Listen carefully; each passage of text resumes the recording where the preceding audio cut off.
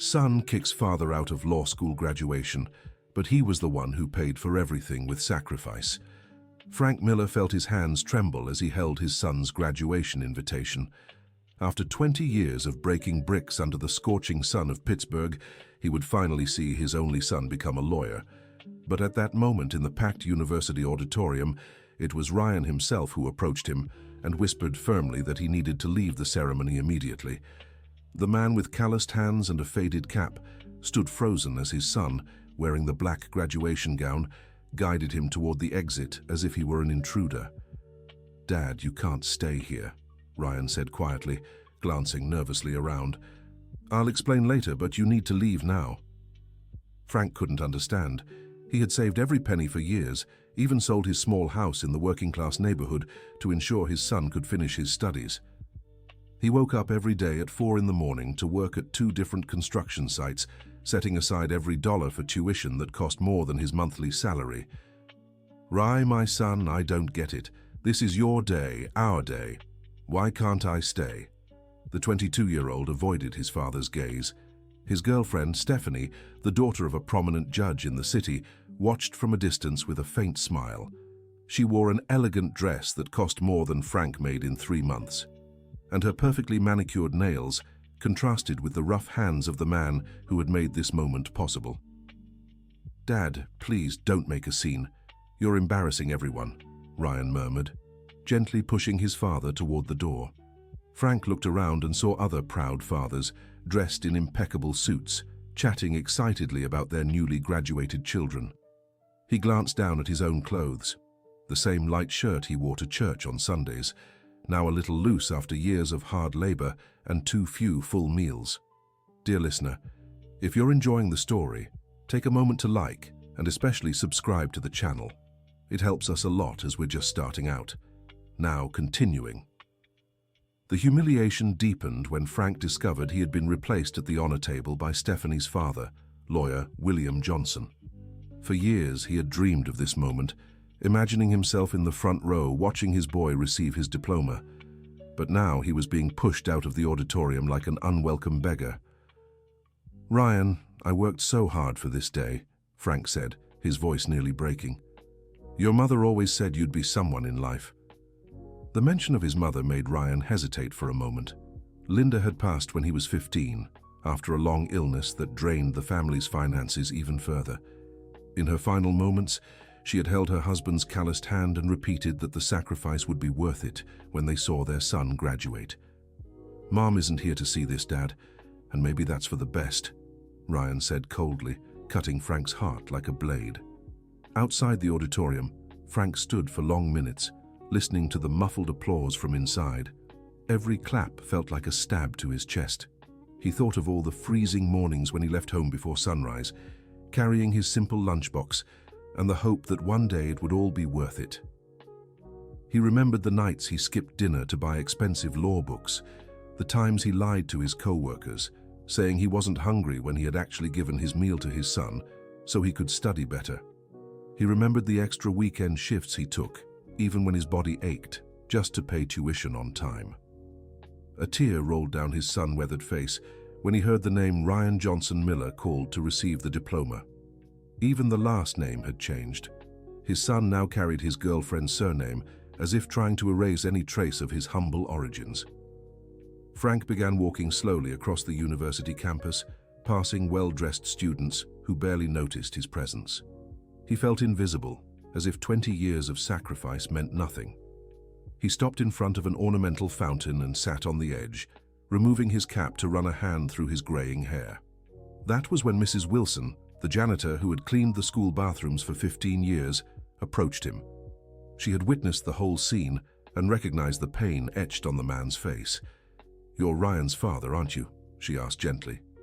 Frank only nodded, unable to speak. "I've seen him here many times, always talking about you on the phone. He'd tell his friends how his father was paying for school by working hard. He sounded proud," Mrs. Wilson said, sitting beside him. "Then why did he kick me out of the ceremony? Sometimes kids get confused when they mix with different kinds of people, you know. But deep down he knows what you've done for him." Meanwhile, inside the auditorium, Ryan was receiving congratulations from all sides. Stephanie clung to his arm, introducing him to her family's friends as if he were a trophy. Lawyer William Johnson, an elegant man in his early 50s, patted his future son-in-law on the back and talked about the opportunities he could offer at his law firm. "Ryan, my boy, you have a bright future ahead of you," Mr. Johnson said. "With your talent and our connections, you'll soon be among the most respected lawyers in the city." Ryan smiled and thanked him, but something inside him twisted with every compliment. He glanced discreetly at the door where he had sent his father away and felt a lump in his throat. For a moment, he almost ran after Frank, but Stephanie's delicate hand on his arm pulled him back to the reality he had built. "Sweetheart, my dad is asking about our engagement party," Stephanie whispered in his ear. "Can we make the announcement official now?" Ryan nodded, though he knew he had hidden the engagement from his own father for months. How could he explain he was marrying a judge's daughter when he could barely afford rent for his tiny apartment? How could he admit the wedding she expected would cost more than Frank earned in 2 years? The ceremony ended with moving speeches about the future of the new generation of lawyers. Ryan posed for photos with his classmates, the dean, and the Johnson family. In none of the pictures was there any trace of the man who had made it all possible. After graduation, an elegant reception was held in the university's Grand Hall. Ryan mingled with the guests, accepting business cards from prestigious firms and internship offers from major companies. Stephanie shone at his side, telling everyone about their wedding plans and European honeymoon. "Ryan, you haven't mentioned your family," Stephanie's mother, Barbara Johnson, a sophisticated woman, remarked, having noticed the absence. "Couldn't your parents make it?" Ryan hesitated, feeling the curious stares of those around him. "My mother passed away a few years ago," he said, which was true. "And my father, well, he had an urgent work commitment." The lie came easily, but it left a bitter taste in his mouth. He knew that at that very moment, Frank was likely heading back to the small rented room on the outskirts of town, carrying nothing but disappointment and the sting of rejection. Barbara Johnson, who had come from humble beginnings herself before marrying the judge, sensed something off in the young man's evasive answer. She herself had grown up in a humble family and could recognize when someone was trying to hide their roots. "What kind of work does your father do, dear?" she insisted, with a polite but persistent smile. Ryan felt cold sweat on his forehead. Around him, several people waited for his answer, including college classmates and potential employers. He works in construction," murmured Ryan, hoping no one would ask further questions. "How interesting. Construction is such an important field," said Barbara to everyone's surprise. "I imagine he must be very proud to have paid for your studies with the work of his own hands." Ryan forced a smile, but inside he felt increasingly uncomfortable. Stephanie noticed her fiancé's unease and quickly changed the subject, pulling him away to greet other guests. "Dear listener, if you're enjoying the story, don't forget to like and especially subscribe to the channel. It helps us a lot as we're just starting out. Now back to the story." As the party continued in the Grand Hall, Frank walked the streets of Pittsburgh with slow, heavy steps. He stopped in front of a men's clothing store and looked at his reflection in the window. The image he saw was that of an aging man, hunched from years of manual labor, wearing simple clothes that contrasted sharply with the elegance he had seen at the university. He decided to step into a small bar near the campus and ordered an ice-cold beer. The place was nearly empty, with just a few students quietly chatting about exams and assignments. Frank sat at the counter and watched the television playing a variety show. "First time here?" asked the bartender, a friendly guy in his mid-20s. "Yes. My son graduated from college today," said Frank, still processing the day's events. "Congratulations. You must be so proud. Law school. How did you know?" "I've seen a lot of families passing through after the ceremony. Everyone's excited, taking pictures, celebrating," the bartender explained. "You didn't go to the party?" Frank took a sip of his beer before answering. "My son thought it was better if I didn't attend." The bartender caught the sadness in the older man's voice and fell silent for a moment. "Sorry, didn't mean to pry." "Don't worry, son. Sometimes life doesn't turn out the way we expect." Just then, 2 young men walked into the bar, chatting animatedly about the graduation. Frank recognized one of them as Ryan's classmate and involuntarily tuned into their conversation. "Ryan really lucked out, huh?" said one of the guys.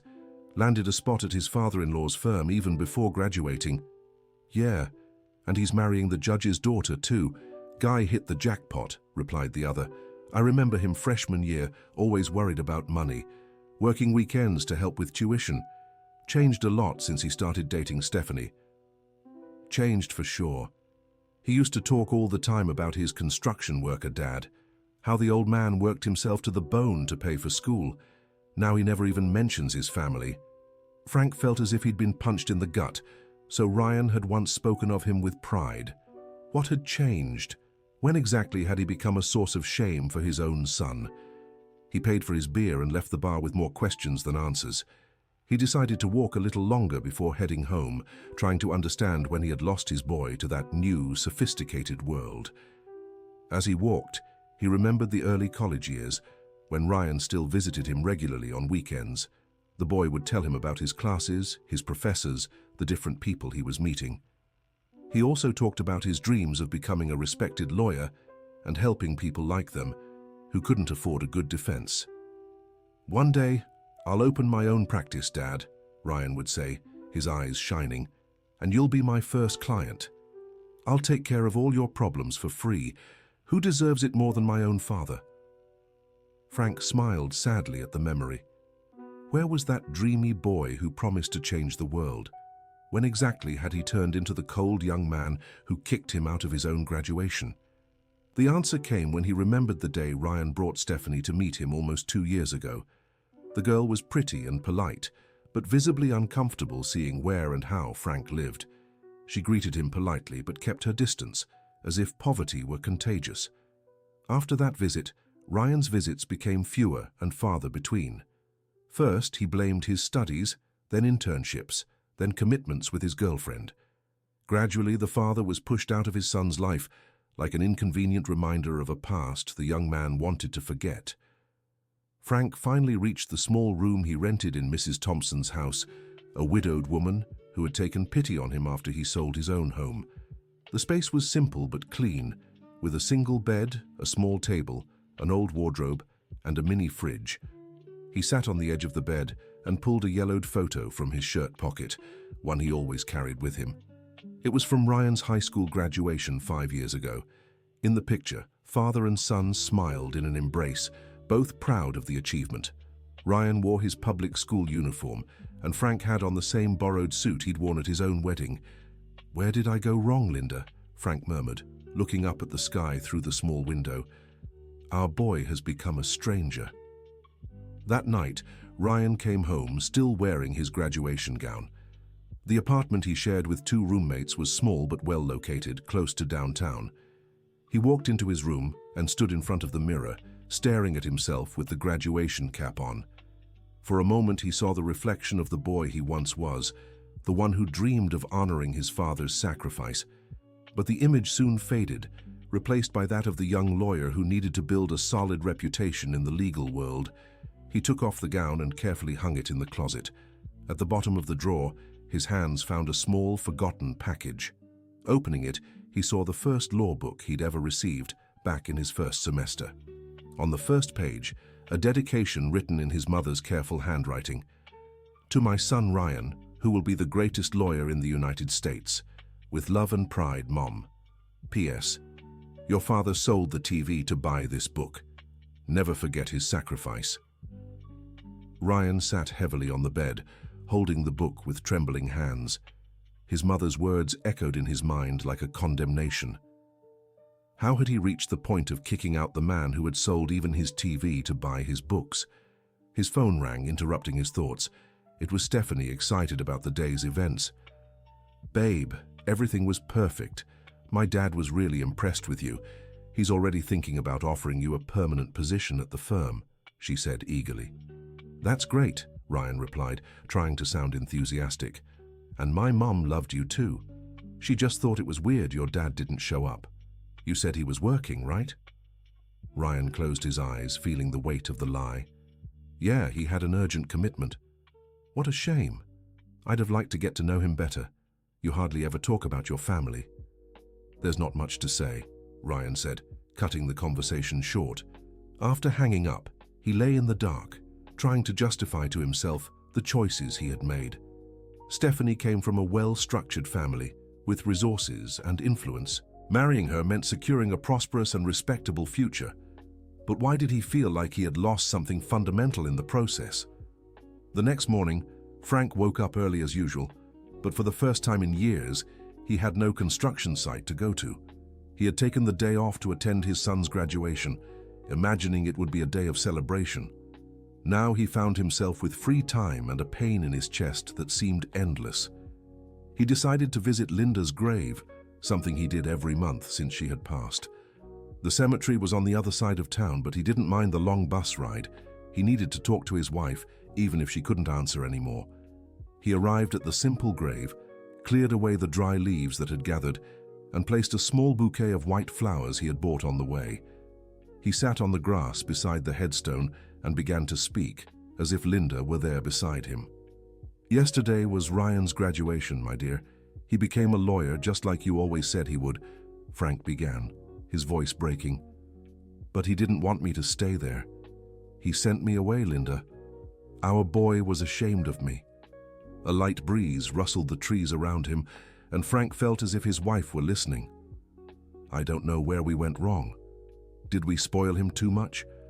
Should I have been stricter with him?" he continued, tears starting to fall. "You always said the sacrifice would be worth it, that one day he'd understand what we did for him. But it seems the higher he climbed in life, the more he forgot where he came from." He stayed there for over an hour, recounting every detail of the previous day. The humiliation, the pain, the feeling that 20 years of dedication had been in vain. When he finally stood up to leave, he felt a little lighter, as if Linda had taken some of his pain with her. On the way back, he stopped at a simple diner for coffee. It was a place frequented by local workers, people like him who woke up early and worked hard to support their families. As he sat at the counter, he recognized a few familiar faces. "Hey Frank, how was your boy's graduation?" asked Mr. Clark, a carpenter he'd known for years. Frank hesitated before answering. "It was, emotional," he said, trying to hide the truth. "I bet. After so much sacrifice, finally seeing your son become a lawyer, you must be over the moon." "Yeah, after all those years of hard work, it was worth it," Frank murmured.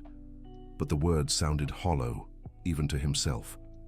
Mr. Clark noticed something odd in his friend's tone, but didn't press further. They talked about work, football, and other everyday things, but Frank was distant, lost in his own thoughts. Dear listener, if you're enjoying the story, please take a moment to like and especially subscribe to the channel. It really helps those of us just starting out. Now, continuing. Meanwhile, Ryan was beginning his first day as a licensed lawyer. He had secured a temporary position at Mr. Williams' firm through Stephanie's influence and was nervous about the expectations weighing on his shoulders. The office of Johnson & Associates occupied 2 floors of an elegant building in downtown Pittsburgh. The rooms were decorated with dark wood furniture, shelves filled with law books, and framed diplomas and certificates. Ryan felt intimidated by the grandeur of the place. "Ryan, I'd like to introduce you to some team members," said Mr. William, leading him down the hall. "This will be your temporary office until we finalize your permanent position." The room was small but elegant, with a polished wooden desk, a bookshelf, and a window overlooking the town square. Ryan remembered the simple bedroom where he used to study at his father's house, with its old desk and a flickering lamp. "Thank you for the opportunity, Mr. William. I promise I won't let you down," Ryan said, trying to sound confident. "I'm sure you won't, my boy. Stephanie has spoken very highly of you, and your academic record is impressive. Someone who managed to graduate with such high marks despite coming from humble circumstances certainly has what it takes to succeed here." The word humble sounded like a polite euphemism for poor, and Ryan felt a twinge of discomfort. But he smiled and thanked him again, determined to prove his worth in this new environment. His first case was defending a construction company accused of tax evasion. Ironically, it was exactly the kind of company his father had worked for over the years. As he read through the documents, Ryan couldn't stop thinking about the stories Frank used to tell about bosses who delayed wages and denied workers' rights. "This case is pretty straightforward," explained his supervisor, an experienced lawyer named Charles. "The company has some documentation issues, but nothing we can't handle. The goal is to minimize fines and avoid bigger legal trouble." Ryan nodded, but something inside him rebelled at the idea of defending practices that hurt workers like his father. Still, he swallowed his moral reservations and got to work, telling himself he needed to establish his career before he could choose his clients. During lunch break, Ryan met Stephanie at an upscale restaurant near the office. She was radiant, talking about the preparations for their engagement party at her family's social club. "Sweetheart, I've already sent out invitations to everyone on our list," she said, showing him the expensive printed cards. "It's going to be an unforgettable party." Ryan glanced at the guest list and noticed it only included people from the Johnsons' social circle and a few college friends. None of the names from his old life were there. "What about my family?" he asked, though he knew he barely had any family left besides his father. "Well, you said your father is always so busy with work. Maybe it's better not to bother him with this kind of social event," Stephanie replied with a smile that didn't reach her eyes. Ryan understood the message. Stephanie had met Frank only once, and it was clear she wanted to keep her distance. The young man faced yet another choice: insist on his father's presence and risk causing discomfort, or passively accept his exclusion. "You're right. He wouldn't feel comfortable in that kind of setting anyway," Ryan said, betraying once again the man who had sacrificed everything for him. After lunch, Ryan returned to the office and tried to focus on work, but his mind kept wandering. He remembered a conversation he'd had with his father years earlier when he was still in law school. "Dad, when I graduate, I'll have a big, fancy office," Ryan had said back then, "and you'll have your own room. You'll be my partner." Frank had laughed, amused by his son's naivety. "Me? A lawyer's partner? Imagine that. Me, who barely finished middle school. But I'm happy you think of me, son." "I'm serious, Dad. You've taught me more about justice by working honestly your whole life than any professor in school." Now, sitting at his polished desk in the Johnsons' firm, Ryan wondered where that idealistic young man had gone. When exactly had he started seeing his father as an obstacle instead of an inspiration? The phone rang, interrupting his thoughts. It was the secretary informing him that he had a visitor. To his surprise, it was Mark, a college friend who knew his family history well. "Ryan, man, what kind of office is this? You've really made it," said Mark, looking around impressed. "I got a position here through my father-in-law," explained Ryan, trying to sound casual. "Father-in-law? Dude, you didn't even tell me you were engaged, and where's your dad? I thought he'd come to graduation yesterday." Ryan felt his face grow hot. "He had to work. You know how it is, right?" Mark gave him a puzzled look. He remembered the times Ryan had proudly spoken about his father's sacrifices, the moving stories about how Frank worked hard to pay for his education. "Man, I remember when you used to say your dad was your hero. What changed?" The direct question made Ryan uncomfortable. "People change, Mark. I grew up, realized life is more complicated than it seemed." "More complicated how?" "Look, I've got a lot of work right now. Maybe we can talk another day," said Ryan, clearly wanting to drop the subject. Mark left the office confused and worried about his friend. He had known the humble, grateful Ryan from their early college years and couldn't understand the transformation he'd just witnessed. That night, Ryan came home carrying a folder full of documents. He found his roommates watching TV in the small living room. "Hey, lawyer, how was your first day at the fancy office?" one of them joked. "It was good. A lot of work, but good," replied Ryan, heading to his room. "Dude, your dad called here today," said the other roommate. "He sounded kinda sad. Said he wanted to talk to you." Ryan stopped at his bedroom door, his stomach twisting. "Did he say what he wanted?" "No, just asked you to call him, said it was important." Ryan entered his room and closed the door, looking at his phone. There were 3 missed calls from Frank and 2 voicemails. For a moment, he hesitated between listening to the messages or ignoring them. Finally, he decided to listen. The first message was simple. "Hi, son.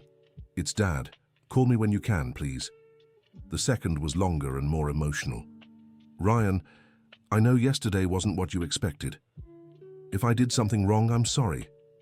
I just wanted to be there to see you get your diploma. You're my pride, son. Call me, please." Ryan felt his eyes well up, but he quickly composed himself. He couldn't let sentimentality interfere with his plans. He decided not to return the call that night, promising himself he'd talk to his father when he found the right words. But days passed, and the conversation never happened. Ryan threw himself into work, engagement preparations, and the new life he was building. Frank kept calling sporadically, but his messages grew increasingly resigned. A week after graduation, Frank returned to work at a construction site in Milltown. It was a mid-range residential project, and he'd gotten the job through an acquaintance. The work was as tough as ever, but he needed the income to survive. During his lunch break, sitting in the shade of a nearby tree, Frank ate his simple lunchbox meal when he overheard a conversation between two younger construction workers. "Did you see that news story on TV about the guy who graduated from law school?" said one of them. "Yeah, the construction worker's son who became a lawyer. Nice story," replied the other. Frank listened, wondering if they were talking about a situation like his. "Yeah, well, I know a guy right here on the site who has a lawyer's son, and the kid doesn't even care about the old man anymore," the first worker continued. "Seriously? That's sad, man. After so much sacrifice." "Yeah, some people forget where they came from. The guy worked his whole life to pay for his son's college, and now the boy is ashamed of him." Frank choked on his food, realizing they were talking about him. The story had spread among the construction workers in Pittsburgh, becoming a sad example of filial ingratitude. "If I were his father, I'd go to the kid's office and give him a good shake," said the second worker indignantly. "It's no use, man. When someone moves up in the world like that, they often forget the people who helped them get there." Frank finished his lunch in silence, feeling exposed and humiliated. He realized his personal story had become gossip on the city's construction sites. Workers who barely knew him knew more about his relationship with Ryan than he could even understand himself. When he returned to work, the foreman, Mr. Wilson, approached him with a concerned look. "Frank, can I talk to you for a minute?" The two stepped away from the other workers. "Look, I heard about your boy. I know it's none of my business, but have you tried talking to him?" Frank lowered his head. "I tried calling several times. He doesn't answer." "Listen, I have a daughter who's a nurse. She once told me that sometimes kids get a little lost when they enter a new world. Maybe he's just confused, you know?" "Maybe," Frank murmured without much conviction. "Don't give up on him. Family is family, and deep down he knows what you did for him." That night, Frank came home physically and emotionally exhausted. Mrs. Thompson, his landlady, was watering the plants in the small front garden when he passed by. "Good evening, Mr. Frank. How was your day?" "Hi, Mrs. Thompson. Same as always."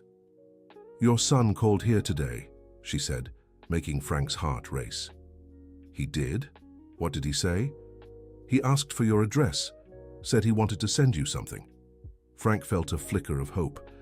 Maybe Ryan had reflected on what happened and decided to reconcile. "Did he say anything else?" "No, it was quick, but he seemed, I don't know, a little nervous." Frank stayed up all night wondering what his son might be sending. Maybe it was an apology letter or an invitation to meet and talk. For the first time in days, he went to bed with a little hope in his heart. The next morning, a delivery rider rang the gate at Mrs. Thompson's house. Frank rushed to answer, anxious about what it could be. The young man handed him a thick envelope addressed to him. With trembling hands, Frank opened it and found a sum of money along with a short handwritten note.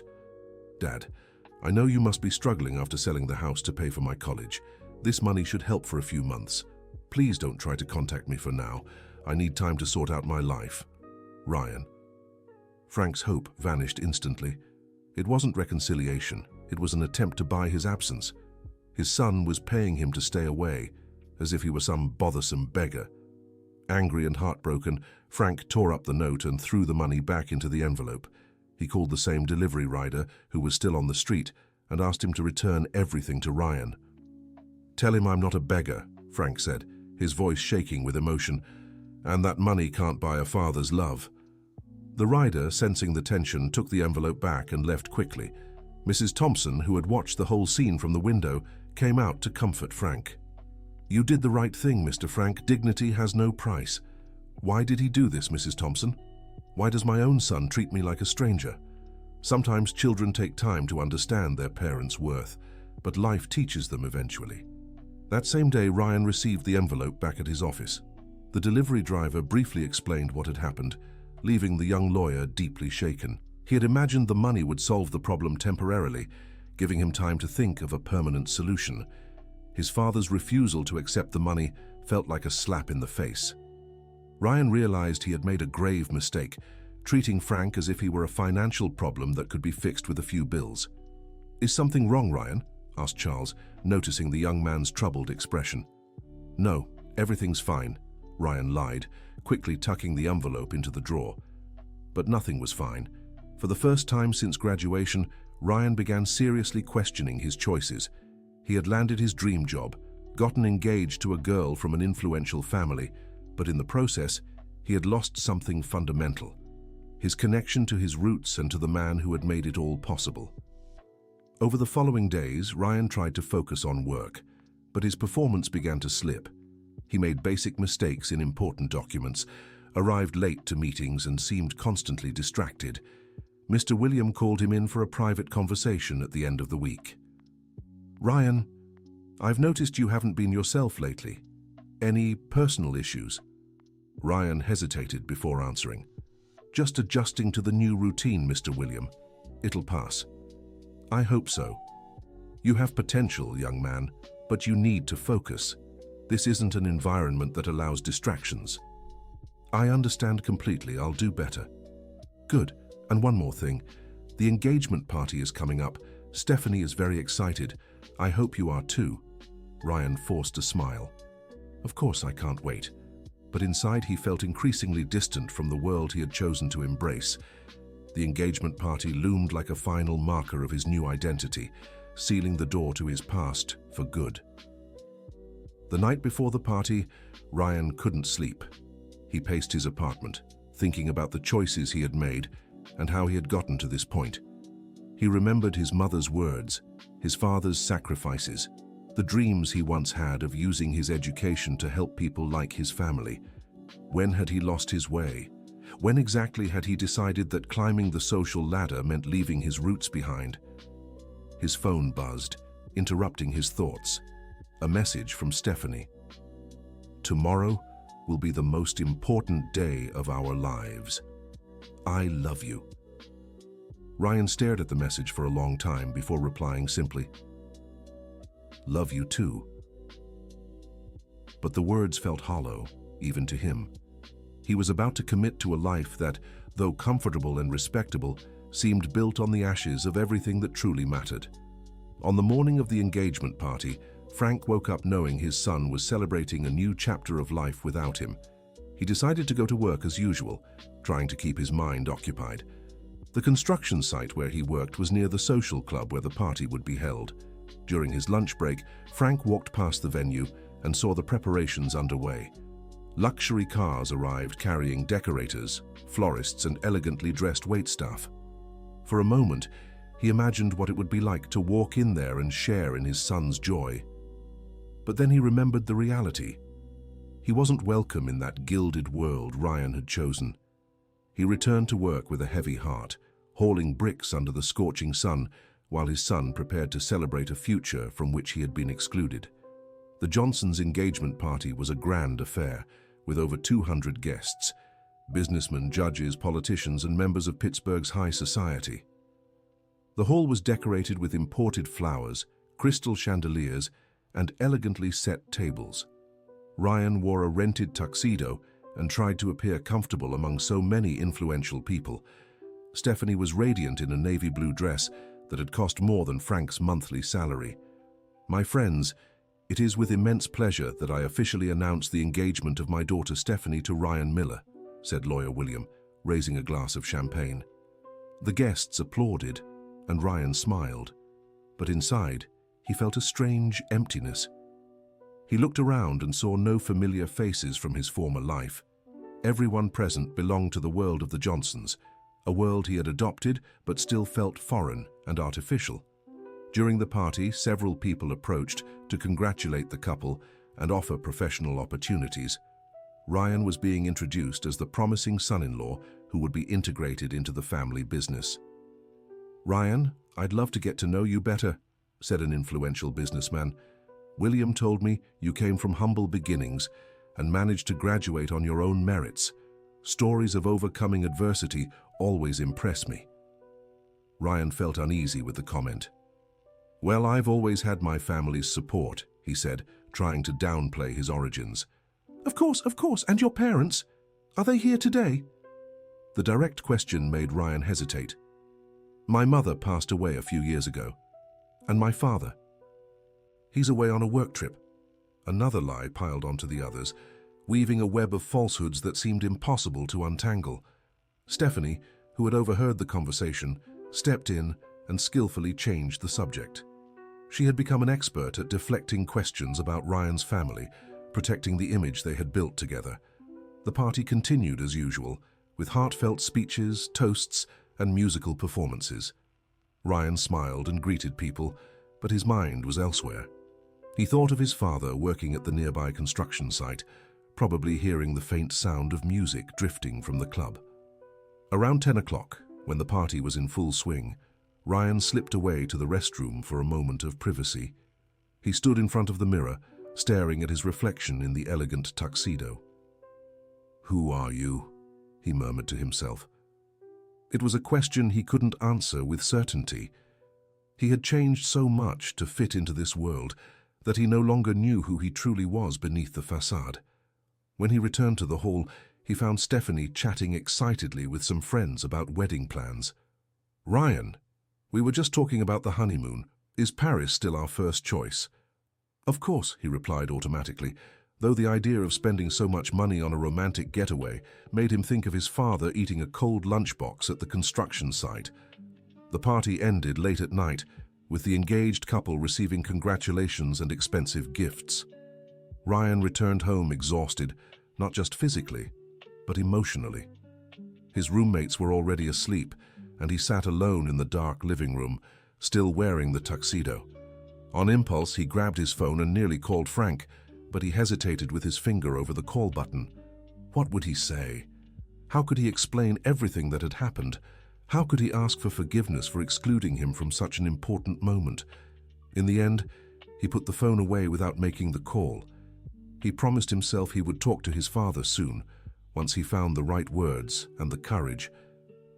But the days kept passing, and the conversation never happened. Ryan sank deeper into his new life, taking on more responsibilities at the office and social commitments with the Johnson family. Meanwhile, Frank continued his grueling work routine, carrying not just bricks and cement, but also the pain of having lost his son to a world that had no place for him. The distance between father and son grew wider each day, fueled by shame on one side and resentment on the other. Two men who loved each other deeply, but had lost their way amid social pressures and misguided ambitions. The construction site where Frank worked was nearing completion, and with it would come the need to find new employment. At 55, he felt the weight of years of manual labor in every movement of his tired body. Mr. Wilson, the foreman, approached him at the end of another workday. "Frank, I need to talk to you about the end of the project." "I know, Mr. Wilson, it's almost done." "Yeah, but I've got an offer for you. I'm starting my own contracting business, focused on home renovations. I'd like you to be my partner." Frank looked at the foreman in surprise. "Partner? Mr. Wilson, I don't have money to invest in a partnership." "You don't need money. You've got experience and honesty. That's what I need. We can start small and grow slowly." The offer was tempting, but Frank hesitated. "Let me think about it, Mr. Wilson. It's a big responsibility." "Of course, no rush. But think it over, Frank. At our age, we can't rely just on physical strength anymore. We've got to use our heads too." That night, Frank discussed the offer with Mrs. Thompson. His landlady, who had grown fond of her honest, hard-working tenant, encouraged him to accept. "Frank, you've worked your whole life for others. It's time to work for yourself." But what if it fails? What if I lose the little I have? And what if it succeeds? You've already lost so much. Maybe it's time to bet on yourself. Mrs. Thompson's words made sense. Frank had lost his home, he had lost his son, but he still had his experience and his reputation as a reliable worker. Maybe it really was time to try something new. The following week, he sought out Mr. Wilson and accepted the partnership offer. Together, they began planning Miller & Wilson Home Renovations, a small business that would offer quality services at fair prices. Their first client came through a recommendation from Mrs. Thompson, a retired woman who wanted to renovate the kitchen in her old house. The job wasn't big, but it was a start. Frank poured himself into that renovation as if it were the project of his life. Every detail was carefully planned and executed, from the tile selection to the woodwork finish. The client was so pleased that she recommended their work to friends and neighbors. Gradually, the small business began to grow. Frank discovered he had a talent not just for manual labor, but also for planning and managing projects. His decades of experience in construction were finally being recognized and valued. While Frank rebuilt his professional life, Ryan faced his own challenges at Johnson & Associates. The pressure for results was constant, and he felt increasingly disconnected from his work. Most of the cases that came his way involved defending wealthy corporations against workers fighting for basic rights, the exact opposite of what he had dreamed of doing when he decided to study law. "Ryan, I need you to handle this case," said Charles, handing him a thick file. "A construction company is being sued by a worker who got injured on the job. We want the settlement kept to a minimum." Ryan opened the file and read the details. The worker had fallen from a poorly constructed scaffold and broken his leg in 3 places. The company had refused to cover proper medical treatment, claiming the accident was caused by the worker's own negligence. "This case isn't well-founded," Ryan said after reviewing the documents. "The company clearly didn't provide adequate safety equipment." "Ryan, your job isn't to judge whether the company is right or wrong. Your job is to defend it the best you can," Charles replied coldly. "But that's not ethical. The man is suffering because of the company's negligence. Ethics are a luxury rookie lawyers can't afford. You defend whoever pays your fees, period." Ryan returned to his desk with the file, feeling sick. The injured worker was the same age as his father and worked the same job. For a moment, he wondered if that man also had children who depended on his work to survive. He spent hours trying to find a way to defend the company without completely betraying his conscience. But it was impossible. The facts were clear. The company had cut corners on safety equipment, and a worker had paid the price. By the end of the day, Ryan left the office carrying the file and a heavy weight on his conscience.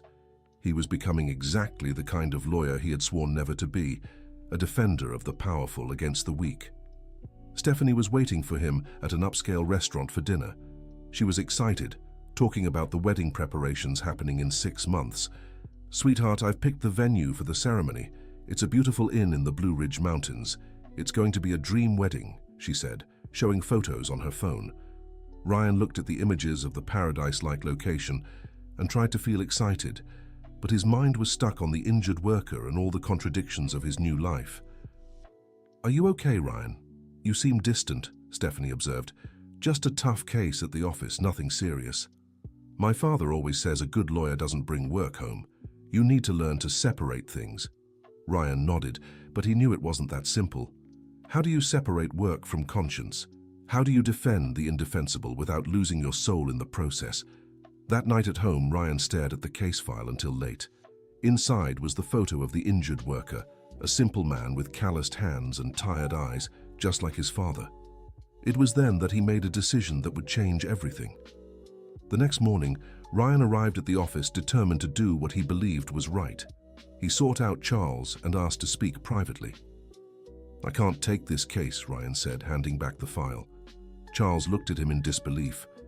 "What do you mean you can't take it? Ryan, you've only been here a month.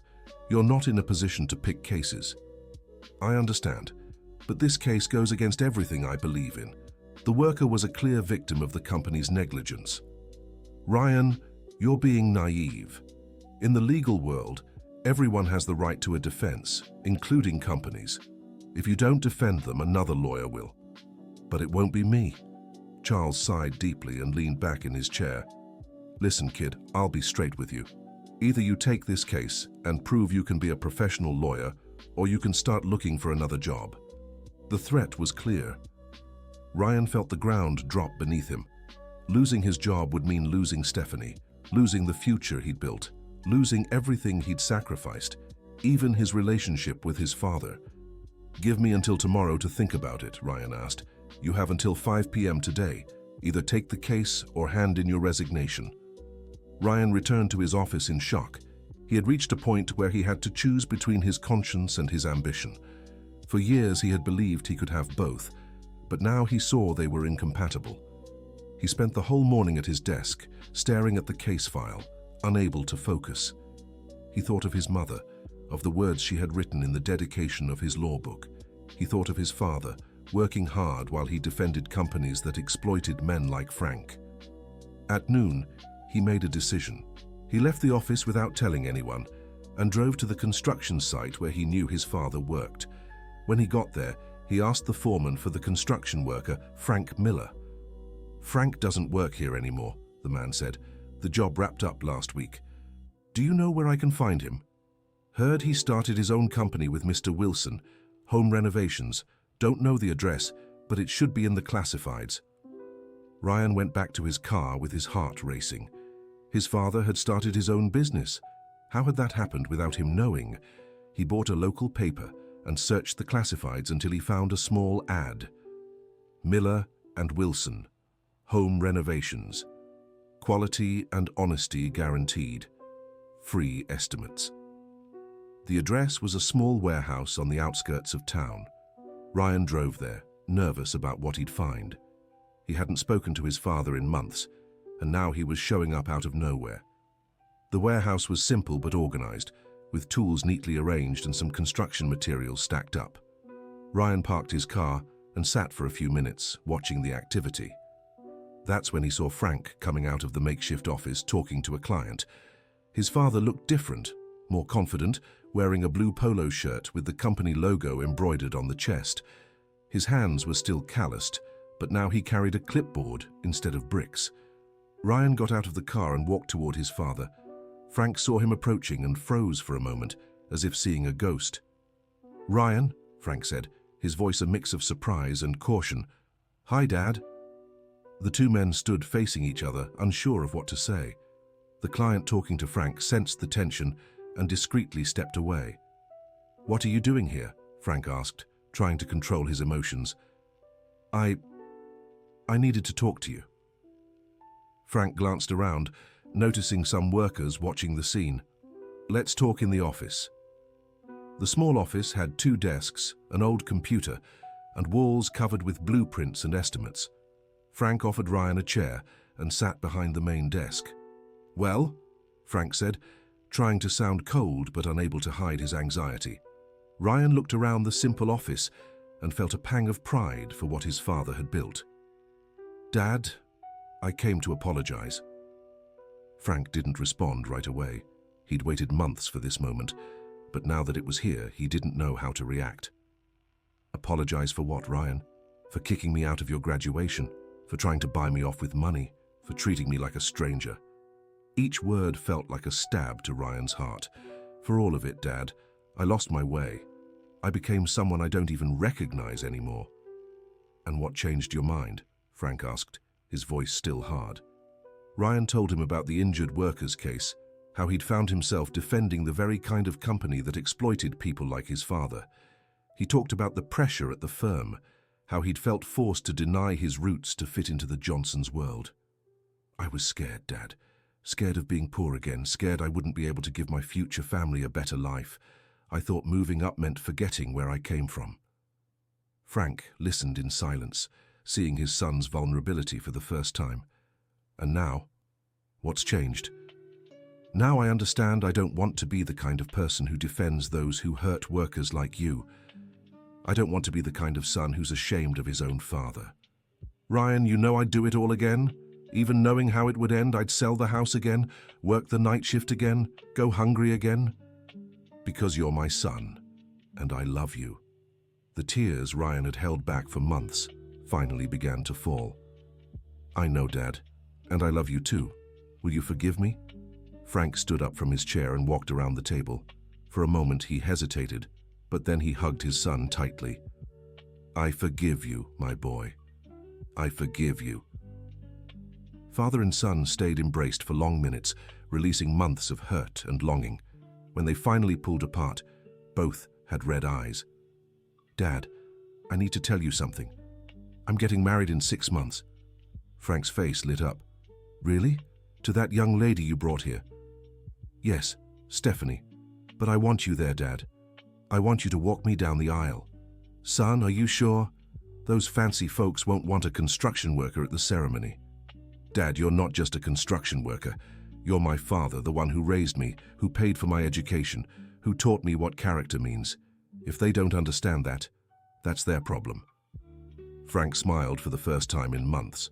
"Then I'll be there. I wouldn't miss it for the world." Ryan spent the rest of the afternoon getting to know his father's business, talking to the employees, and marveling at what Frank had managed to build in such a short time. The company already had 5 employees and a full schedule of renovations. "You built all this by yourself?" Ryan asked, impressed. "Me and Mr. Wilson. You know, son, after working for others for so many years, I found I have a knack for running my own business. I'm proud of you, Dad." They were words Frank had waited his whole life to hear from his son. When Ryan returned to the office late that afternoon, Charles was waiting with an impatient expression. "So, what's your decision about the case?" "I won't take the case," Ryan said firmly. "In that case, consider yourself fired. You can clear your desk and hand your badge to the receptionist." Ryan nodded calmly and began gathering his few personal belongings. Some colleagues watched curiously, not understanding what was happening. "Ryan, are you crazy?" one co-worker whispered. "You're throwing away the chance of a lifetime." "Actually, I'm saving my life," Ryan replied, closing the box with his things. When he left the Johnson & Associates building, Ryan felt lighter than he had in months. He'd lost his job, but regained his dignity. Now came the hardest part, telling Stephanie what had happened. He found her at home, organizing wedding magazines on the living room table. She looked surprised to see him home so early. "Honey, I'm so glad you're here. I found some beautiful ideas for the rings. Come see." Ryan sat beside her on the couch. "Stephanie, I need to tell you something important." "Of course, go ahead. But first, look at these rings. They're gorgeous." "Stephanie, I got fired today." She stopped flipping through the magazine and stared at him in disbelief. "What do you mean, fired? Why?" Ryan told her the whole story. The injured workers case, his refusal to take it, Charles's ultimatum, and his decision to follow his conscience. "Ryan, have you lost your mind?" Stephanie said, standing up from the couch. "You threw away your career over a stranger." "It wasn't over a stranger. It was about principles." "Principles don't pay the bills, Ryan. How are we supposed to get married if you don't have a job?" "I'll find another one. There are other firms in the city. Other firms that won't give you the opportunity my father was giving you. Ryan, you destroyed your future over childish idealism." Stephanie's reaction wasn't exactly what Ryan had hoped for, but it wasn't a complete surprise either. He knew she cared more about status and financial security than moral questions. "Stephanie, I also talked to my father today." "Your father? Why?" "Because I want him to be part of our wedding. I want him to walk me down the aisle." Stephanie's face paled. "Ryan, we've already talked about this. My family is expecting an elegant ceremony. Your father wouldn't fit in that setting." "Then maybe I don't fit in that setting either," said Ryan, standing up. "What do you mean by that?" "I mean, if my father isn't welcome at our wedding, then maybe I shouldn't be there either." Stephanie fell silent for a long moment, processing what she'd heard. "Ryan, are you making me choose between you and your family?" "No, Stephanie. I'm saying I can't choose between you and my father. Both are part of who I am." "But your father is... he's a construction worker, Ryan. What will my friends think? If your friends judge someone by their job, then maybe they're not the kind of people I want to be around." The argument lasted all night. Stephanie tried to convince Ryan to reconsider, saying he was being impulsive and immature. Ryan tried to explain that he had reclaimed his identity and values, but she couldn't understand. "Ryan, if you insist on this, our engagement is over," Stephanie finally said, slipping the ring off her finger. "Then I guess it's really over," Ryan replied, taking the ring back. Stephanie left the apartment that same night, taking her belongings and leaving Ryan alone with his choices. For the first time in months, Ryan slept soundly. He had lost his job and his fiancée in the same day, but he had regained something far more valuable: his integrity and his relationship with his father. The next morning, he woke with a strange sense of freedom. He no longer had to pretend to be someone he wasn't, no longer had to hide his roots, no longer had to live a life that made him unhappy. He decided to look for work at smaller firms, specializing in labor and community law. He wanted to use his education to help people like his father, not harm them. The first office he visited was small and modest, focused on defending workers and social causes. The owner, Mr. Michael Roberts, was an experienced lawyer who had dedicated his life to advocating for the underprivileged. "Your resume is interesting, Ryan," said Mr. Roberts, reviewing the documents. "Graduated with honors, experience at Johnson & Associates. But why do you want to work here? Our salary is much lower than what you're used to." Ryan told his story, speaking about his humble beginnings, his father's sacrifices, and his recent change of heart. Mr. Roberts listened carefully, asking pointed questions. "You know, Ryan, I also come from a simple family. My father was a carpenter, and my mother was a cleaner. I understand exactly what you've been through. So would you give me a chance? I can offer you a position, but you need to understand one thing. Here, we work with people who often can't afford high fees. It's rewarding work, but it's not the path to getting rich. Mr. Roberts, I've learned there are things more important than money. In that case, welcome to the team." Ryan started working at the new office the following week. His first task was handling cases similar to the one he'd refused at Johnson & Associates, but this time defending the workers instead of the companies. The case of the injured worker that had triggered his crisis of conscience came to the office a few weeks later. The man had approached several lawyers, but none wanted to take on the large company responsible for the construction site. "I'll take your case," Ryan said, when he met Joseph Clark, the injured worker. "Lawyer, I don't have much money to pay fees," said Joseph Clark, a 50-year-old man with his legs still in a cast. "Don't worry about that. Let's focus on justice first. We'll figure out the rest later." Ryan dedicated himself to the case with intensity, studying every detail of the documents and gathering evidence of the company's negligence. This was exactly the kind of work he had dreamed of doing when he decided to study law. While preparing the case, he had several conversations with Joseph and discovered the man had a story very similar to his father's. An honest laborer, a family man who had dedicated decades to construction and was now being abandoned by the very company he helped build. "Lawyer Ryan, can I ask you something?" Joseph said during one of their meetings. "Of course. You don't seem like the other lawyers I've met. You understand our lives in a different way. That's because my father is a construction worker too, Mr. Clark. I grew up seeing the struggles you all face." "Really? So you know how hard it is?" "I do. And that's why I'll fight for you with everything I've got." The case moved through the courts for several months. Ryan faced a team of experienced lawyers hired by the company, but he was determined not to back down.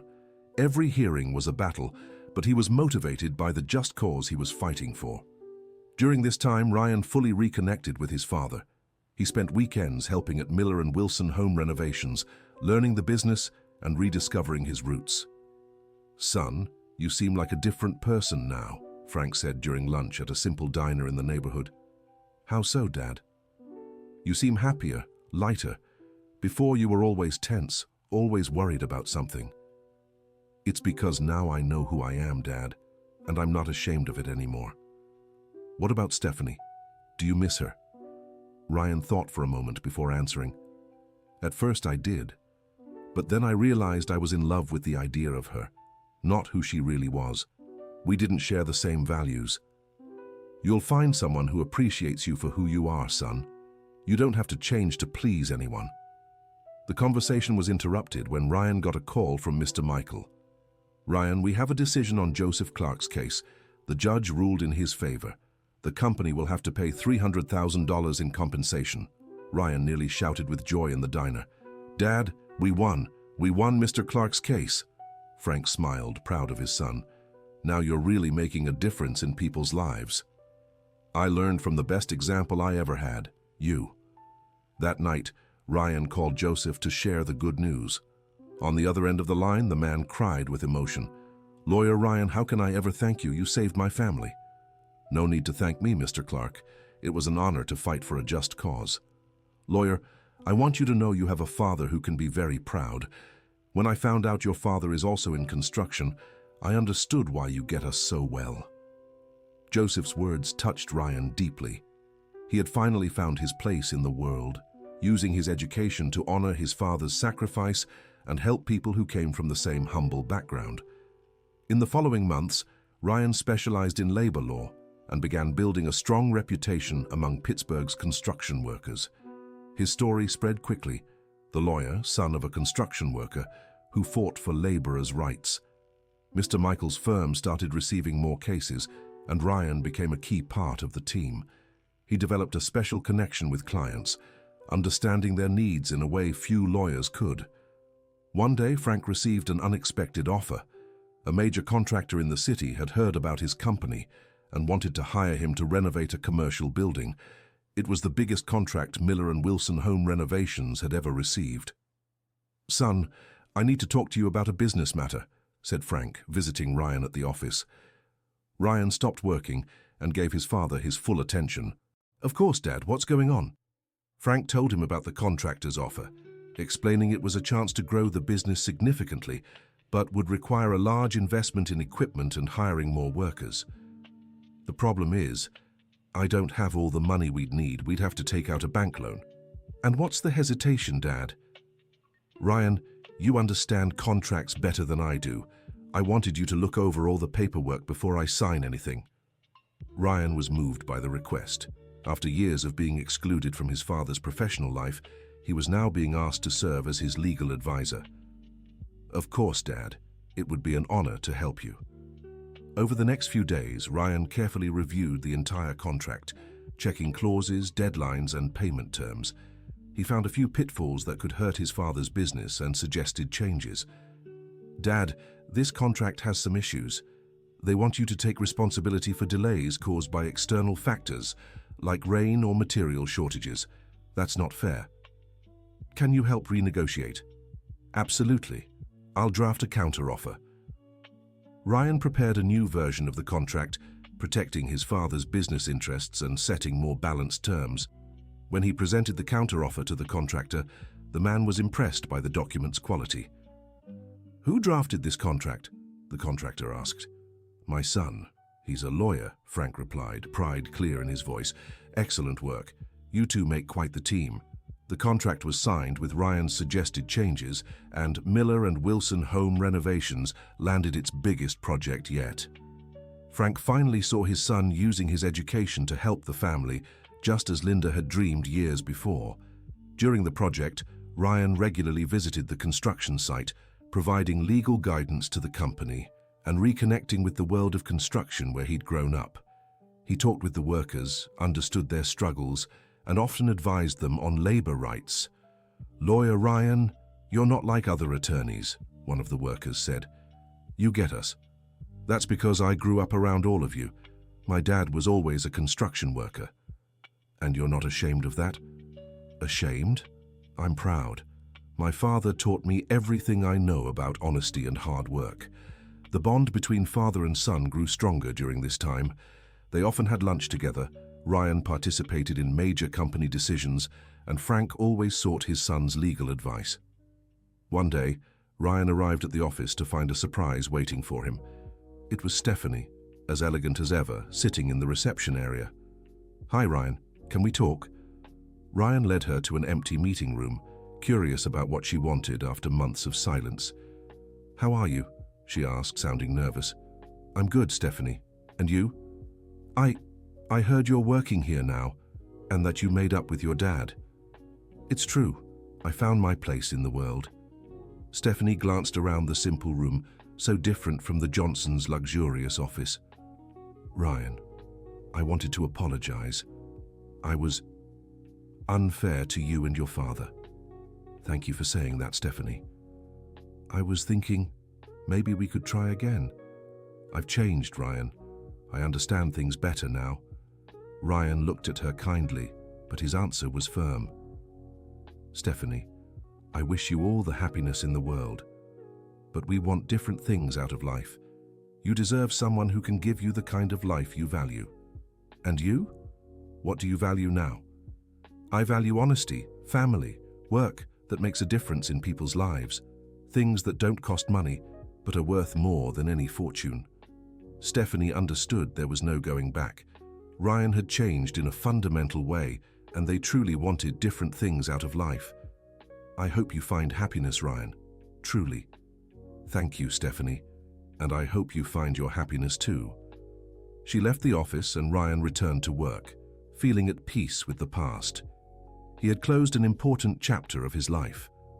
A few weeks later, Ryan met Jennifer, a social worker who helped struggling families through a community project near his office.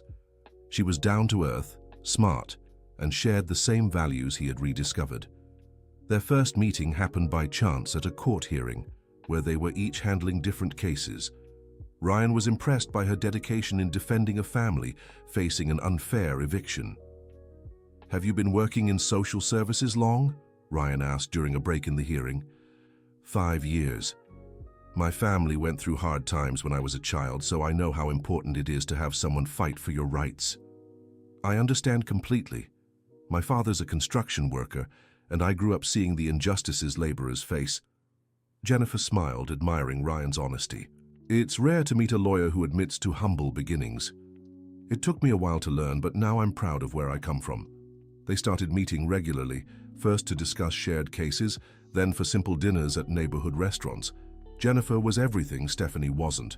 Genuine, unpretentious, interested in doing good rather than social status. After a few weeks of dating, Ryan introduced Jennifer to his father. Frank welcomed her warmly into his modest home, and she felt completely at ease in the humble setting. Ryan tells me you run a home renovation business, Jennifer said during dinner. It must be very rewarding to work with your hands. It is, my dear. After so many years working for others, now I can choose my clients and do quality work. And you must be proud of Ryan too. He speaks of you with such affection. Frank looked at his son with shining eyes. Ryan gave me plenty of worries for a while, but now he's back to being the boy I always knew. After dinner, Jennifer helped Frank wash the dishes while Ryan organized some paperwork for the business. It was a simple domestic scene, but it filled Ryan's heart with happiness. I really like her, son, Frank said after Jennifer left. I like her a lot too, Dad. She's special. She sees you for who you really are, not who she wants you to be. Exactly. With her, I can be myself. Their relationship grew naturally, built on mutual respect and shared values. They worked together on several cases, combining legal expertise and social work to help families in need. A year after they met, Ryan decided to propose, but he wanted it to be special, something that honored both his new life and his family's story. He planned a dinner at his father's house with Mrs. Thompson, Mr. Wilson, and other close friends in attendance. It was a small but meaningful group, made up of people who truly mattered in his life. During dessert, Ryan stood and asked for everyone's attention. I wanted to take advantage of us all being gathered here, in this house that means so much to me, to talk about something important. Jennifer looked at him curiously, unaware of what was coming. Jennifer, a year ago you came into my life and changed everything. You helped me understand that being happy doesn't mean having a lot of money or social status. It means being surrounded by people who truly love us and doing work that has meaning. Ryan knelt beside Jennifer's chair and pulled out a simple but beautiful ring from his pocket. Will you marry me? I promise our life will be simple, but it will be full of love and truth. Jennifer had tears in her eyes. Of course, Ryan. I don't want anything more than a simple, honest life by your side. Everyone present applauded and stood up to hug the couple, Frank was radiant, seeing his son finally find happiness in an authentic way. "Now you've made the right choice, my son," Frank whispered in Ryan's ear during the hug. "I learned from the best example, Dad." The wedding was set for 6 months later, and it would be a simple ceremony at the church in the neighborhood where Ryan had grown up. The reception would be in the community hall, decorated by family and friends themselves. During the preparations, Ryan had a special idea. He wanted his father not just to walk him down the aisle, but also to be his best man. "Dad, I have a request," Ryan said during a visit to the company. "Of course, son, anything you want. I'd like you to be my best man. I don't know anyone more honorable than you to take on that role." Frank was moved by the invitation. "Ryan, are you sure? Being a best man is a big responsibility." "I'm absolutely sure, Dad. You raised me, taught me values, paid for my education. No one deserves to stand by my side more than you in this moment." "Then it will be an honor to be your best man, my son." The wedding day arrived with bright sunshine. The simple church was filled with Ryan and Jennifer's friends, co-workers, construction workers who knew Frank, and families the couple had helped. Ryan waited at the altar, wearing a simple but elegant suit next to his father, who was dressed in his finest suit and wore a smile that couldn't be contained. When Jennifer entered the church, arm in arm with her father, Ryan felt his life had finally found the right path. The ceremony was emotional, with heartfelt vows and tears of happiness. When the priest asked if anyone objected to the union, there was only respectful silence and approving smiles. "Now you may kiss as husband and wife," the priest announced. The kiss was met with warm applause from everyone present. Ryan and Jennifer were officially married, with the blessing of their families and the community that supported them. At the reception, Frank gave an emotional speech about his son. "My friends, today is the happiest day of my life. Seeing my son marry a wonderful woman, knowing he's found his path in life is more than I could have dreamed." Ryan interrupted his father and asked for the microphone. "Dad, I want to take this moment to apologize publicly. There was a time when I was ashamed of my roots, ashamed of you. Today I know that was the biggest mistake of my life. You are my hero, my example, my inspiration. Thank you for never giving up on me." Father and son embraced in the middle of the hall, to the emotional applause of all the guests. It was a moment of complete reconciliation, witnessed by the entire community. The celebration went on late into the night, with simple music, homemade food, and endless joy. Ryan danced with Jennifer, with his father, with Mrs. Thompson, and with many of the community's elders who had watched him grow up. During their honeymoon, which was a simple trip to an inn in the Blue Ridge Mountains, Ryan and Jennifer talked about their plans for the future. "I want our life to always be like this," said Ryan, holding his wife on the inn's porch. "Like what?" "Simple, honest, surrounded by people who truly love us. I never want to lose myself again trying to be someone I'm not." "You won't lose yourself, Ryan. Now you know who you are." When they returned from their honeymoon, Ryan made an important decision. He decided to open his own law office, specializing in labor and community law, offering free or low-cost services to families in need. Mr. Michael supported the decision and even offered help to set up the new business. "Ryan, you have talent and determination. I'm sure you'll succeed." "Mr. Michael, you taught me that success isn't just measured in money." "Exactly, and you've learned the lesson well." Ryan rented a small office space near the working-class neighborhood where he had grown up. The office was simple but welcoming, decorated with family photos and certificates from courses he constantly took to stay updated. Frank insisted on personally renovating his son's office, tending to every detail with special care. He installed shelves for the law books, painted the walls with bright colors, and even carved a wooden sign with the office's name. "Ryan Miller, Community Legal Services." Frank read, admiring the sign he had made. "It turned out nice, didn't it?" "It's perfect, Dad. Thank you for everything." Now you have your own place to make a difference in people's lives. The office opened and quickly gained clients. Ryan's story had spread through the community, the lawyer, son of a construction worker, who had left the world of the wealthy to defend laborers. His first client was, symbolically, Joseph Clark, the worker who had inspired his life change. This time, Joseph needed help resolving issues with Social Security. "Lawyer Ryan, when I heard you opened your own office, I had to be your first client," said Joseph. "It's an honor, Mr. Clark. You changed my life." "How so, lawyer?" "Defending your case made me understand my true calling."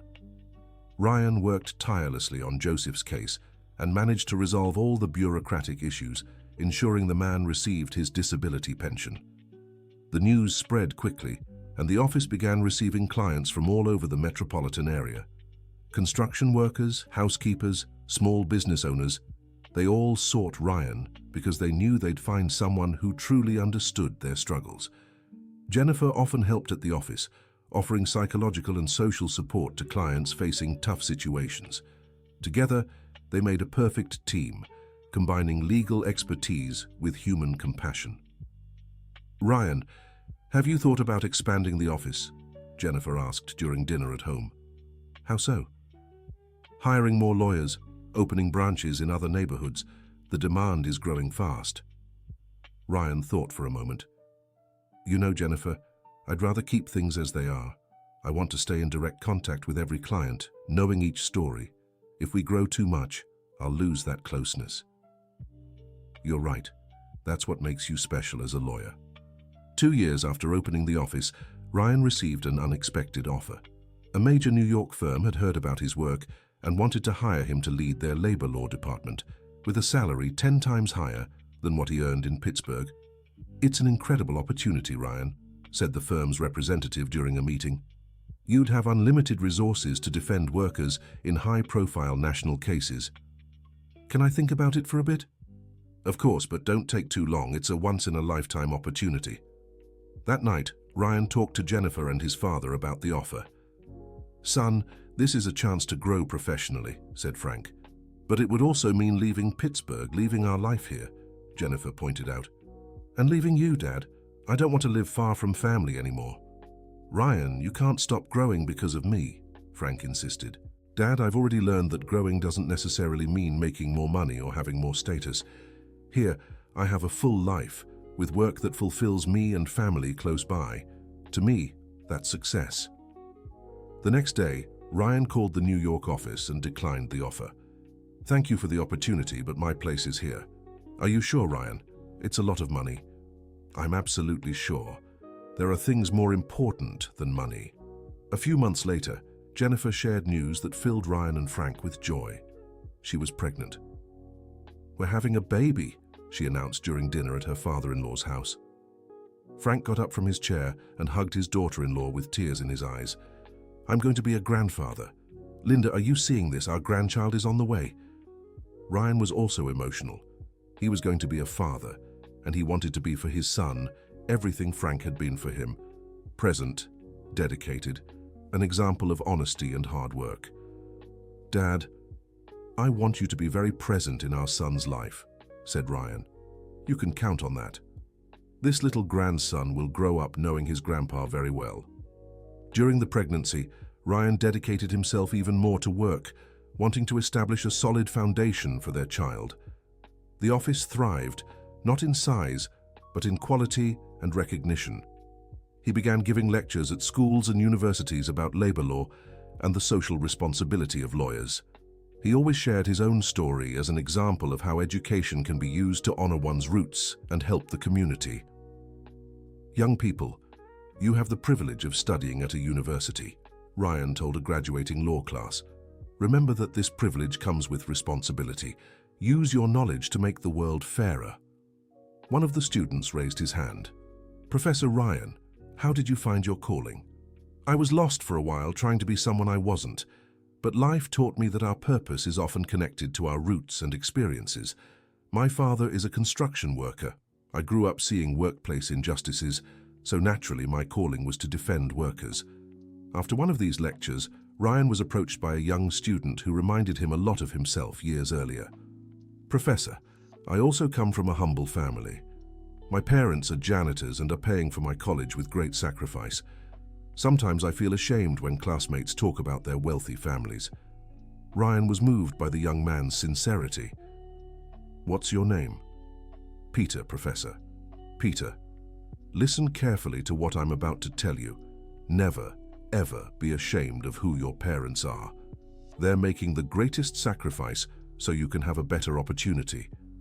Honor that sacrifice by being an upright professional and using your education to help people like them. Thank you, Professor. I needed to hear that. Ryan gave Peter his card and invited him to intern at his office. I want you to learn labor law by defending those who truly need it. Peter became a dedicated intern, and later the first employee Ryan hired when he decided to modestly expand the office. Ryan and Jennifer's son was born on a sunny spring morning. He was a healthy boy named Ethan in honor of Ryan's mother. Frank was in the maternity ward waiting room, pacing nervously back and forth. When Ryan came out to deliver the news, he found his father overcome with emotion. "It's a boy, Dad. Ethan was born." "Ethan? What a beautiful name. How are they doing?" "Everyone's fine. Do you want to meet your grandson?" Frank entered the maternity room with his heart overflowing. Jennifer was tired but radiant, holding the baby in her arms. "Hi, Grandpa," she said with a smile. Frank approached slowly, as if stepping into a sacred space. "Can I hold him?" "Of course you can." When Frank held his grandson for the first time, his tears began to fall uncontrollably. "Hi, Ethan. I'm your Grandpa Frank. I'm going to tell you so many stories about your daddy when he was little." Ryan watched the scene with emotion. His son would grow up knowing and respecting his grandfather, learning about the importance of honest work and a close-knit family. "Dad, I want you to be a big part of his life," said Ryan. "Don't worry, son. This boy will grow up knowing where he comes from and being proud of his family." During Ethan's first few months of life, Frank was a constant presence in his son's home. He helped with the baby, shared family stories, and already planned to teach his grandson the trades of construction when he grew older. "You know, Ryan, looking at this little grandson of mine, I see that everything was worth it," Frank said one quiet afternoon. "What do you mean, Dad?" "All the sacrifice, all the hard work, all the pain we went through when you drifted away. It all brought us here, to this perfect moment." Ryan nodded silently. He had learned that life has its seasons, times of pain and times of joy, but in the end, everything connects in a greater way. Ethan grew up in an environment of love and simplicity. His early years were marked by his grandfather's constant presence, who took him to see construction sites and taught him the names of tools. "Grandpa, why doesn't Daddy work with bricks like you?" Ethan asked when he was 4. "Because everyone has a different talent, my boy. Grandpa works with his hands, Daddy works with his mind. But both kinds of work are important. And when I grow up, what will I do? Whatever makes you happy and helps others, that's what matters most." Ryan watched these conversations with satisfaction, seeing that Ethan was learning early about the value of different kinds of work and the importance of helping others. When Ethan turned 5, Ryan decided to throw a special party in Frank's backyard. It was a simple celebration with family, friends, co-workers, and neighbors from the community. During the party, Ethan asked to give a speech. "I want to thank my Grandpa Frank, who teaches me so many things, and my Daddy Ryan, who helps people, and my Mommy Jennifer, who takes care of everyone, and all of you for coming to my party." Everyone laughed and applauded the boy's spontaneous words. Ryan was moved to see that his son, even at such a young age, already showed gratitude and appreciation for others. That night, after the guests had left, 3 generations of the Miller family sat in the backyard, talking about life. "Grandpa, tell me again the story of when Daddy was little," Ethan asked. Frank smiled and began recounting Ryan's childhood, the dreams they had for the future, the sacrifices they made together. "And in the end, did everything turn out okay?" Ethan asked. "More than okay, my boy. It turned out perfect." Ryan looked around. The father he had reconnected with, the wife he loved, the son who filled him with pride, the simple but love-filled home. It really had turned out perfect. Years later, when Ethan was 8, the family faced a difficult time. Frank began experiencing back pain that prevented him from working with the same intensity as before. "Son, I think it's about time for me to retire," Frank said during a medical checkup Ryan had insisted he attend. "What did the doctor say?" "Natural wear and tear on the spine. 40 years of carrying heavy loads left their mark." Ryan was worried, not just about his father's health, but also about the financial impact retirement could have on the business. "Dad, we'll figure out a way to reduce your workload. You don't have to retire completely." "Ryan, I've done my part. Now it's time to enjoy my grandson and let the younger ones take over." "But what about the business?" "The business will go on. Mr. Wilson is capable, and you can always help with the legal side when needed." The transition was gradual. Frank began working only as a consultant for the company, overseeing more complex projects and handling administrative tasks. This gave him more time to dedicate to his grandson and to focus on his own health. Ethan loved spending afternoons at his grandfather's business, watching the activity and asking questions about everything. "Grandpa, why is that man making a hole in the wall?" "He's running electrical wiring, Ethan. Everything in construction has to be done in the right order." "And do you know how to do all these things?" "I learned over time, my boy. Knowledge builds slowly like a house." Ryan watched these interactions, knowing Ethan was receiving an invaluable education about hard work, perseverance, and humility. One day, Ethan came home from school with an essay he'd written titled "My Hero." "Daddy, I want to read my essay to you and Grandpa." The family gathered in the living room and Ethan began reading. "My hero's name is Frank Miller, and he's my grandpa. He doesn't have superpowers, but he's built houses his whole life with his own hands. He worked hard so my dad could study and become a lawyer. My grandpa teaches me that honest work is the most important thing in the world. He also teaches me to help others. That's why he's my hero." By the end, Frank had tears in his eyes. "Ethan, that's the most beautiful essay I've ever heard. It's true, Grandpa. You really are my hero." Ryan was moved, seeing that Ethan had grown up with strong values and deep respect for family. That night, after Ethan fell asleep, Ryan talked to Jennifer about the future. "Honey, I've been thinking about writing a book about our story." "What kind of book?" "About second chances, about how it's possible to reconnect with our roots. I think our story could inspire others." "That's a great idea. A lot of people need to hear it's never too late to make things right."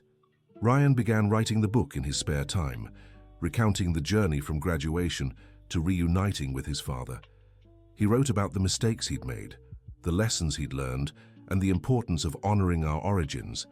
The book, titled Construction Worker's Son, A Story of Forgiveness and New Beginnings, was published by a small press in Pittsburgh and had an unexpectedly strong reception. The first book presentation was held in the auditorium of the university where Ryan had graduated, ironically the same place where he'd once turned his father away from his graduation years earlier. "It's symbolic to be back here," Ryan told his father before the event. "This time I'm here by invitation, right?" Frank joked. "This time you're the guest of honor." The presentation was packed with students, professors, and professionals interested in the story. Ryan shared his journey with brutal honesty, not hiding the mistakes he'd made. "This book isn't about redeeming my past errors," Ryan said during the talk. "It's about showing there's always a chance to start over, to reconnect with what truly matters."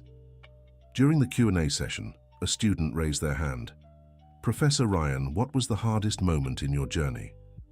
"It was when I realized I had hurt the person who loved me most in the world. Seeing my father excluded from my graduation made me understand I had lost my essence." "And what motivated you to change?" "The awareness that success without integrity isn't real success. And above all, my father's unconditional love. He never gave up on me, even when I deserved it." After the presentation, many approached to congratulate Ryan and Frank. Among them was Mr. William Johnson, Ryan's former father-in-law.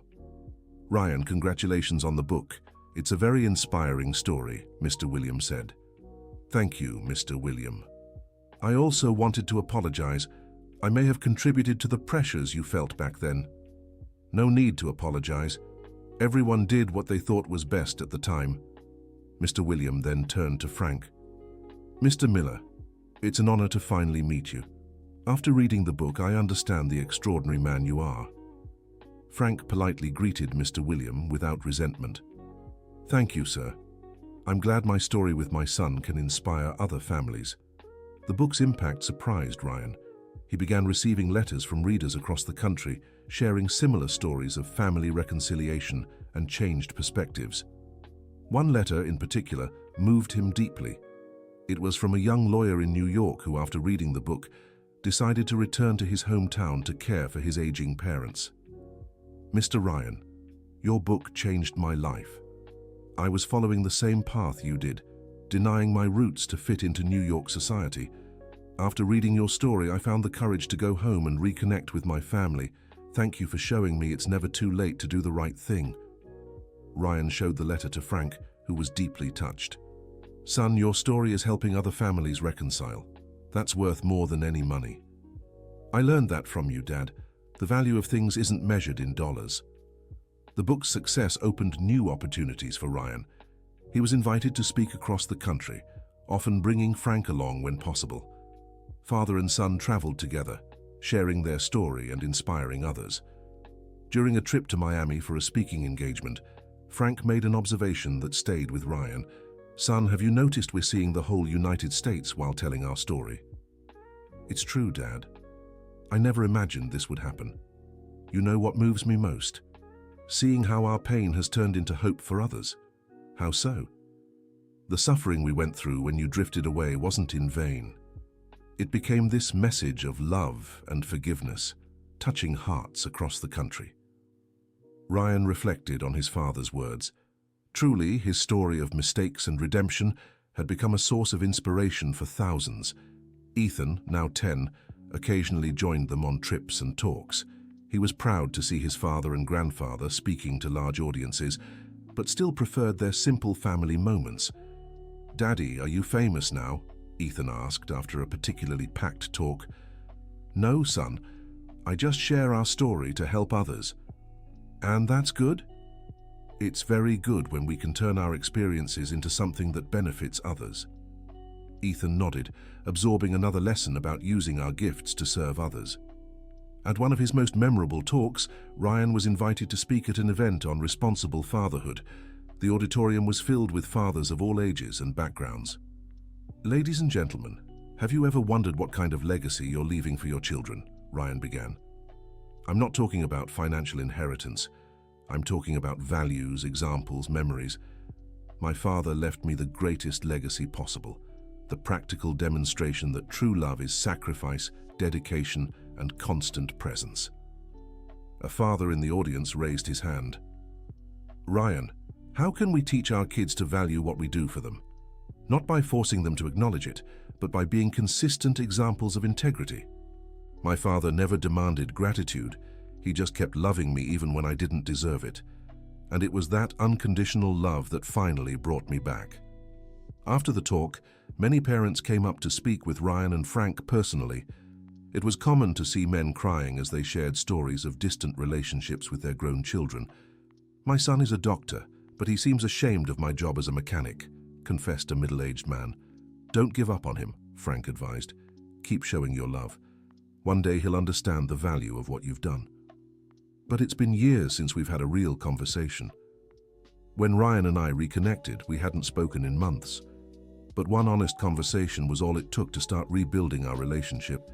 These encounters were always emotional, watching families find inspiration to attempt reconciliations that once seemed impossible. Ryan began receiving requests to mediate conversations between estranged parents and children. Though he wasn't a therapist, his personal experience and legal training helped him navigate difficult dialogues. One particularly touching case involved a 60-year-old businessman and his 30-year-old son who had pursued art against his family's wishes.